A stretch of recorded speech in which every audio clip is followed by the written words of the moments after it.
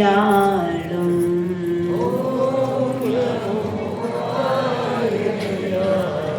ഓം നമോ വജായാളം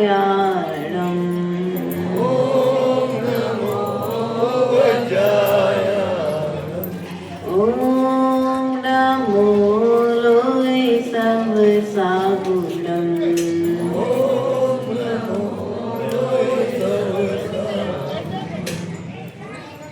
यस्य स्वयं स्वभाववाप्ति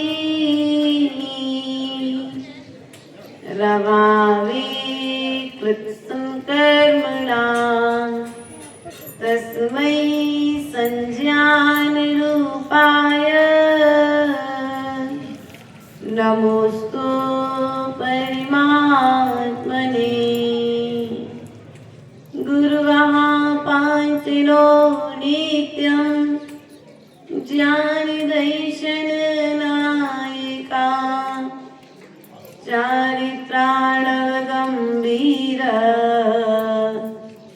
मोक्षमार्गोपदेशिका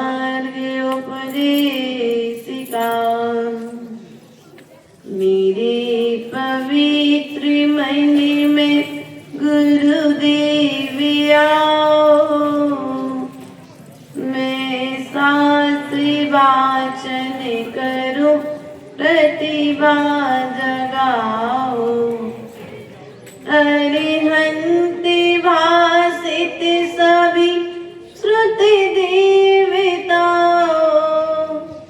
क्या बोलना अब मुझे तुम ही बताओ क्या बोलना अब मुझे तुम ही बताओ। बोले अनंतानंत सिद्ध परमेश्वरी भगवान की, देवादिदेव मूलनायक आदिनाथ भगवान की, देवादिदेव शासन नायक भगवान महावीर स्वामी की, आचार्य भगवंत कुंद कुंद देव की, आचार्य भगवंत पूज्यपाद स्वामी की, आचार्य भगवंत विराग सागर जी महाराज की, आचार्य भगवंत विशुद्ध सागर जी महाराज की, आचार्य गुरुवरेश्वर विभव सागर जी महाराज की, द्वादशांग जिनवाणी माता की, परम सिद्ध श्री माता जी की मंगलियारिका संघ की। प्रिय बंधुओं, पूर्व की कारिका में आचार्य भगवंत पूज्यपाद स्वामी ने जो इंद्रिय जन्य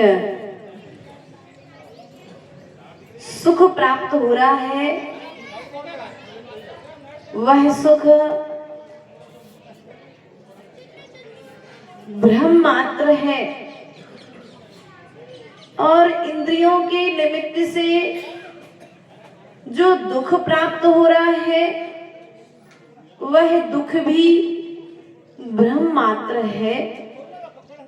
तो फिर आचार्य भगवंत से प्रश्न किया गया कि सुख और दुख ब्रह्मपूर्ण ही है, तो फिर लोगों को उसी रूप में प्रतिभासित क्यों नहीं होता? जब ब्रह्म है तो दिखाई देना चाहिए, अनुभव होना चाहिए, तो ऐसा क्यों नहीं होता? तो आचार्य भगवंत कहते हैं अंगली कारिका के माध्यम से उत्तर देते हुए, मोहेन संवृतं ज्ञानं स्वभावं लभते नहीं मत्तः पुमान् पदार्थानां यथा मदन को द्रवै। अर्थात मोह से ढके होने के कारण। किसके कारण? जैसे चित्र के ऊपर में पर्दा डाल दिया जाए तो पर्दे के पीछे कौन सा चित्र है ये दिखाई देता है क्या?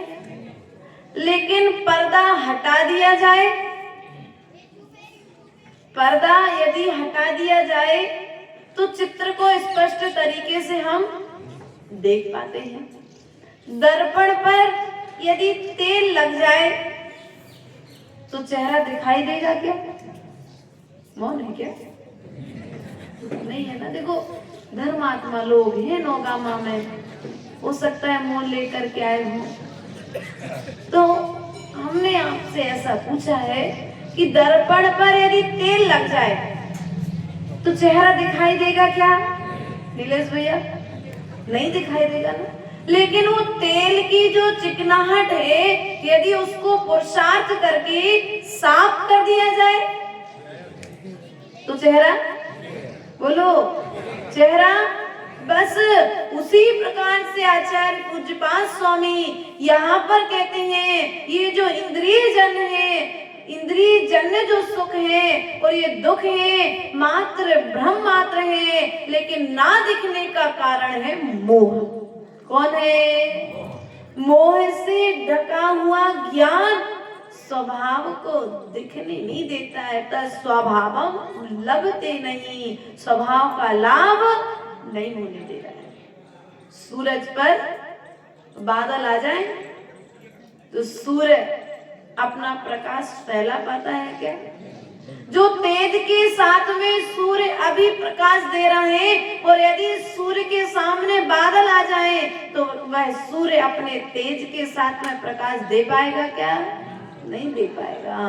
बस उसी प्रकार से हमारे भीतर में भी इन सुख दुख से परे शाश्वत सुख की प्राप्ति की क्षमता है, लेकिन हमारा ज्ञान मोह से ढका है, इसलिए हमें वह शाश्वत सुख की प्राप्ति नहीं हो रही है। मत्ता पुमान पदार्थाना, क्या कह रहे? एक पूज्यपाद स्वामी की बहुत अच्छी विशेषता रही भैया कि उन्होंने आध्यात्म के साथ साथ में उदाहरण के माध्यम से निश्चय के साथ साथ में व्यवहार को परोसा। क्या?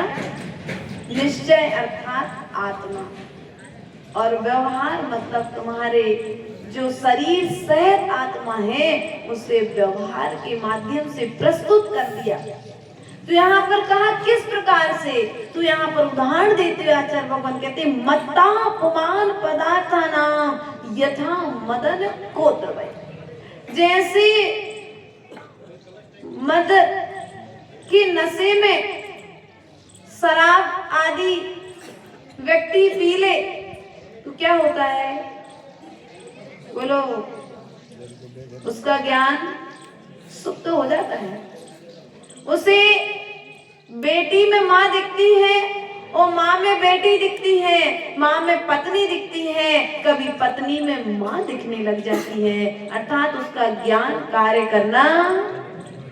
बस हमारी स्थिति भी यही है कि हमारे पास में ज्ञान तो है लेकिन हमारा ज्ञान मोह से ढका हुआ है, इसलिए हमारे मोह के कारण से हमें अपने स्वभाव की यात्रा प्रारंभ नहीं हो पा रही है।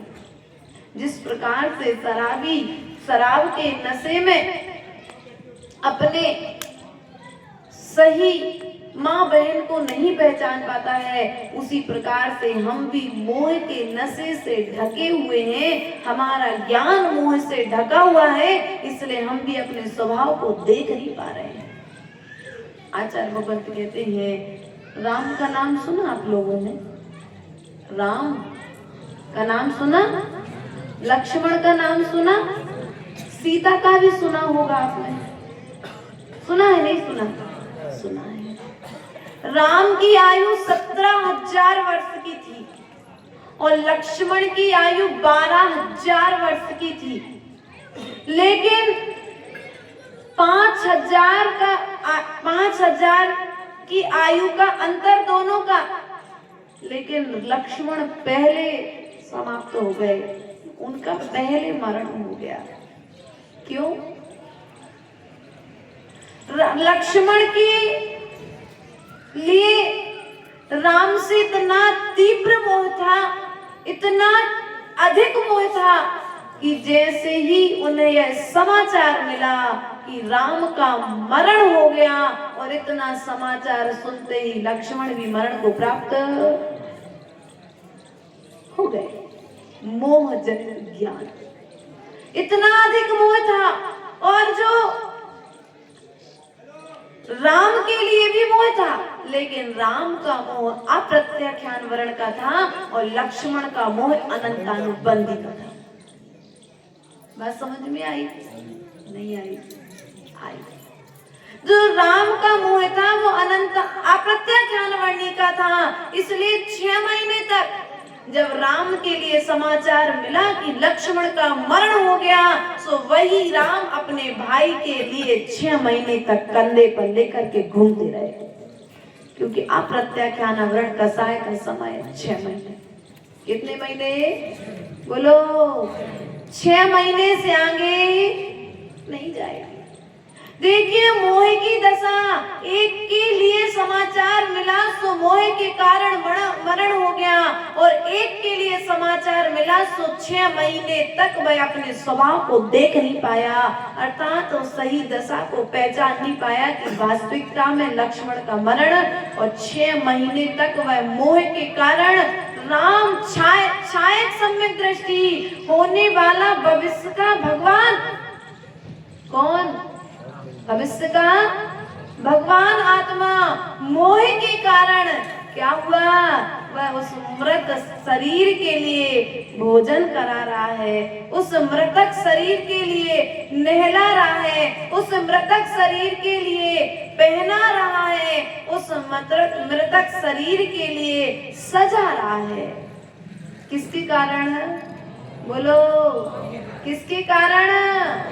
ये मोह जो है, मोह की स्थिति 70 कोड़ी सागर पर्यंत सबसे ज्यादा यदि अवस्था है तो मोह की है। इसलिए एक बार यदि मोह घट जाए तो संसार को छूटने में समय। अनंत सुख चाहते आप लोग? चलो अनंत की तो छोड़ो, वर्तमान में सुख चाहते कि नहीं चाहते? देख लो कौन कौन ने गर्दन हिलाई, तो हम भी हिला देंगे। हाँ, क्योंकि ये भी है भैया, दूसरा अगर कह रहा है हाँ तो हम भी यहाँ कह देते हैं। तो देख लेना, ध्यान रखना, अगर तुम वास्तविकता में सुख चाहते हो तो सुख मिलेगा कैसे? भैया क्या नाम? विनीत भैया, सुख मिलेगा कैसे?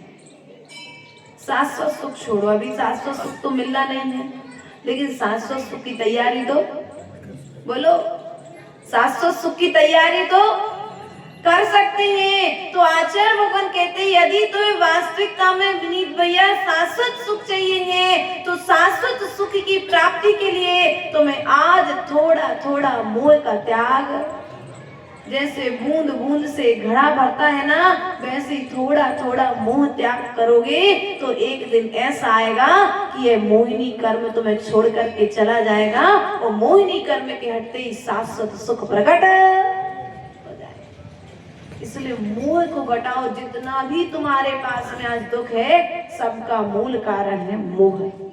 क्यों भैया? एक समाचार मिला अभी अभी, दुकान में आग लग गई।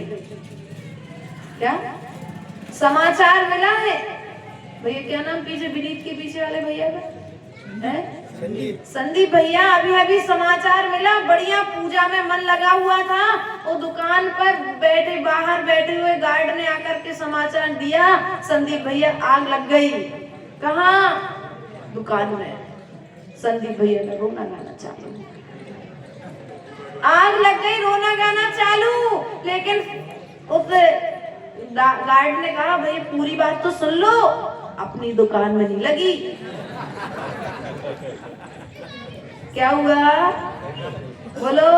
थोड़ी सी अपनी दुकान में नहीं लगी, कहाँ लगी? पड़ोसी के यहाँ लगी। अभी तक ये समाचार मिला था कि अपनी दुकान में आग लगी है, हम ऐसा सोच रहे थे, सो दुख होने लग गया था, और जैसे ही सुना अपनी दुकान में नहीं लगी तो दुख, बोलो रोना गाना। ये है मोह की दशा। किसकी दशा है?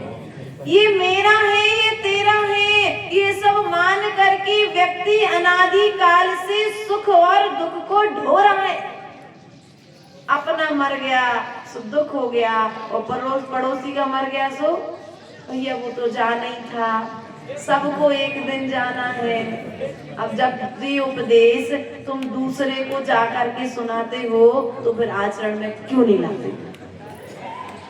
जो बात तुम दूसरे से कह रहे हो कि मरना सबको एक दिन है, अपनी अपनी बार, दलबल देवी देवता मात पिता, मरती बिरिया जीव को कोई न राखन, दाम बिना निर्धन दुखी तृष्णा दसो। प्रिय बंधुओं, ये बात है जो हम दूसरे से बारे भावना दूसरे के घर पर जाकर के तो सुना रहे हैं, लेकिन मोह के कारण उस बारे भावना का आचरण अपने जीवन में बोलो ला रहे क्या? दूसरे का बच्चा दीक्षा ले तो बहुत अच्छी बात है, लेकिन अपना बच्चा दीक्षा ले तो है?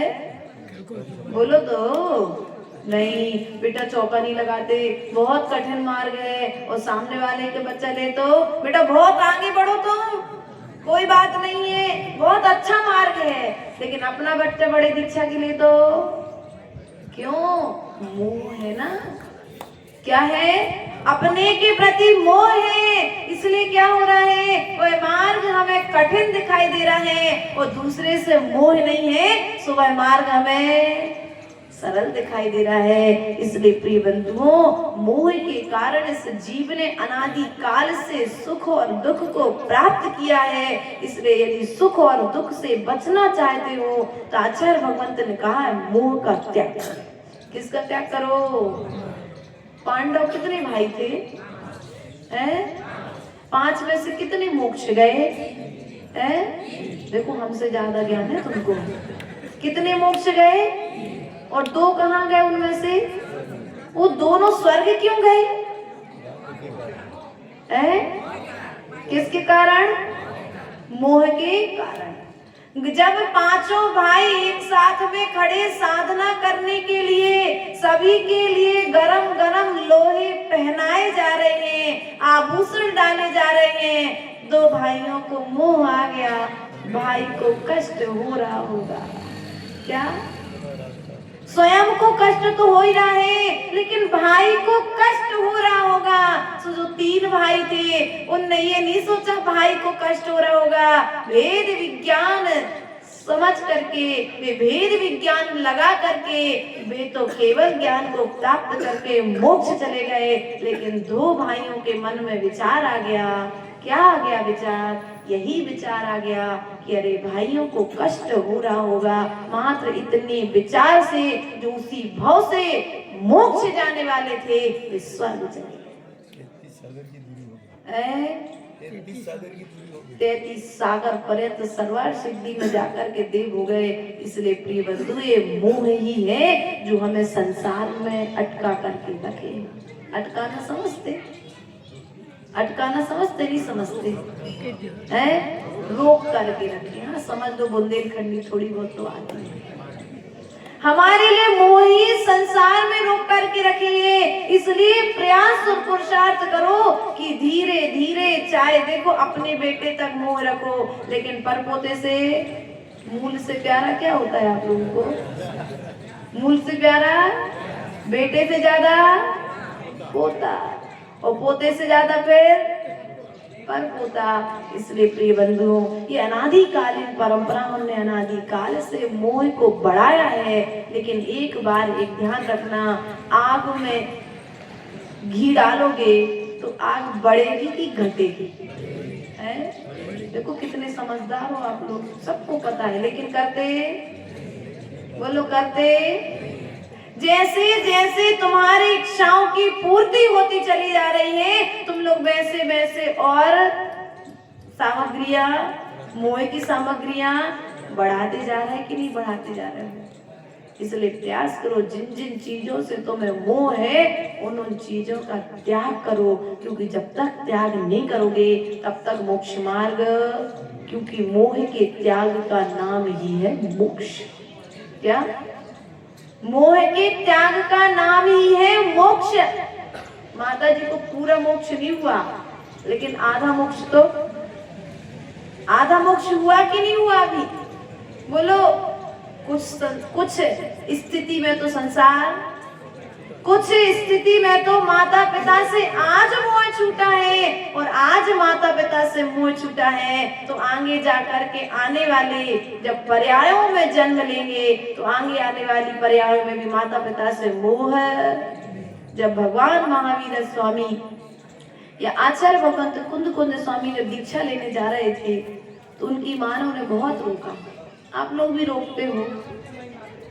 तो उनकी माँ ने जब रोका तो कुंद स्वामी ने एक ही बात कही, माँ मैंने आज तक इतनी माताएं बनाई हैं और मेरे कारण इतनी माताओं ने आंसू बहाए हैं, अब मैं नहीं चाहता कि मेरे लिए कोई माता आंसू बहाए, इसलिए मैं चाहता हूँ कि मेरे इस पर्याय की अंतिम माता के रूप में आप जाने जाए। माता धन्य है?